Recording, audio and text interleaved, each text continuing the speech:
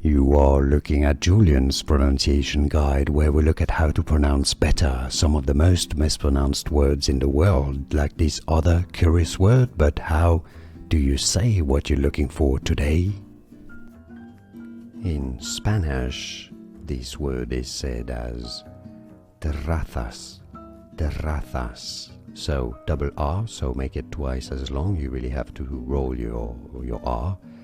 Now in Spanish from Spain, the Z, the Z letter would be pronounced with your tongue between your teeth, just like TH, terrazas. Now in South America, the Z is pronounced like an S, terraza, terrazas, terrazas. In South America versus terrazas in Spain. Here are more videos on how to pronounce more confusing words and names too many mispronounced. Like this video if you found it useful. I appreciate your support. I'll see you soon and thanks for watching.